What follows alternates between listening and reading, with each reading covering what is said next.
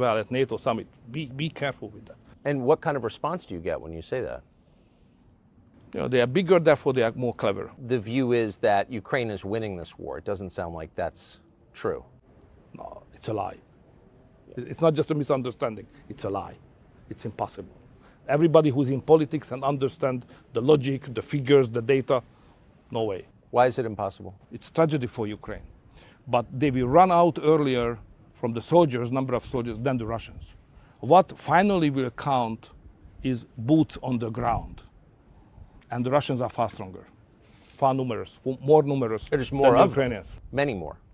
So this strategy, what we are just supporting, is a bad engineering of the strategy. So if the Biden administration has said our goal is to beat Russia, is to effect regime changes, to kill Putin and take him out of power. They will keep together the country and they will defend it.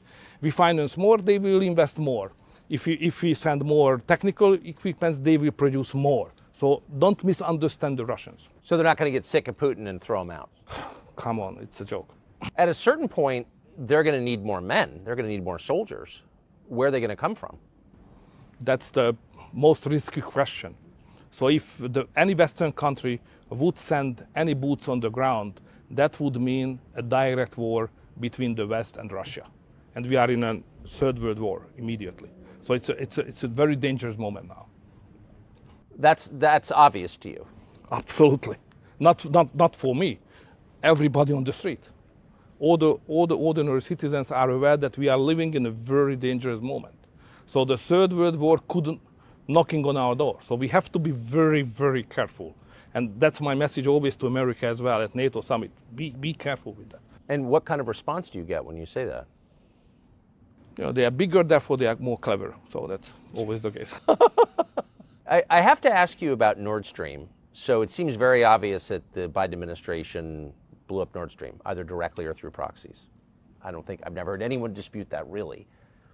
How is Western Europe, and Germany in particular, the biggest NATO member in Europe, not saying anything about this? It seemed, that just crushed the German economy. Why don't they say a word about it? So when it has happened, we commented it as a terrorist attack. Yes. It was rejected in Germany and in the West. It was not a terrorist attack. It was something, you know. So that's a kind of evidence of lack of sovereignty. So if you were in charge of NATO, if you were, say, Joe Biden, what would your next move be in the war in Ukraine? What would you do? Peace immediately.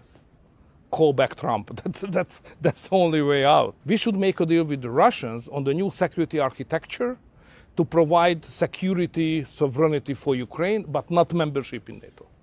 If United States would like to have a peace, next morning there is a peace.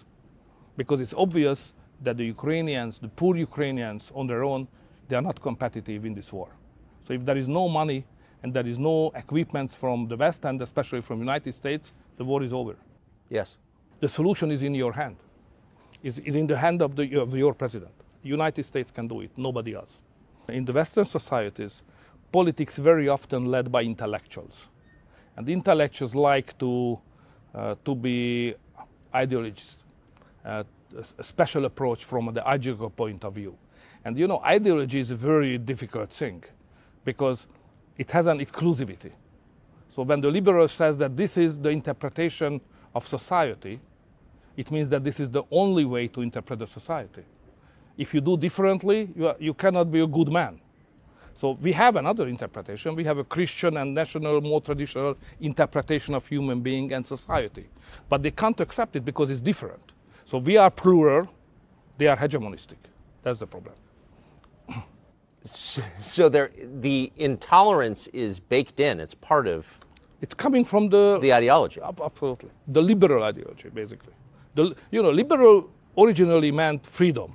But now in Europe, liberal means that you are enemy of the freedom because you are hegemonistic request on society, on values and the concept of human being as well. Virtually every media outlet is on their side, reflexively. And yet they describe you in the United States in the media as a fascist. And the Biden administration seems to believe, the State Department anyway. The U.S. is the biggest most powerful country in the world. Are you worried about being crushed by the United States? It's dangerous, may I say. So we should not neglect the importance of that fact. When the United States administration does not like you or consider you as an enemy or having a backtrack, it's dangerous in international politics. The Biden administration spent U.S. tax dollars to campaign against you in your last election. They didn't succeed. You won, in a fair election. Big money. Big money. I don't think most Americans understand that their tax dollars went to defeat you in Hungary. Yeah, exactly. But that's not, if you respect democracy, don't you let countries govern themselves? It's definitely against all the principles we confess. Yes, it is. I try to have a rational relationship with the Russians, especially on economy and energy. And my personal point is that without involving the Russians into a security architecture of Europe, we cannot provide a safe life to the citizens of Europe. But now everything is going against it, unfortunately. Some leaders of NATO, some member state leaders, like your president, they had a strategy to crush the Russians somehow, and the strategy was that the Ukrainian soldiers will fight, and some member states of NATO will finance this fight by money and by military technical equipments. And this is the way how militarily we can beat the Russians. We Hungarians said very clear at the very first point, this strategy will never work. So this is a bad strategy. And now we have 1.5 years of the war, and it's obvious that this is a bad strategy. We have to stop it.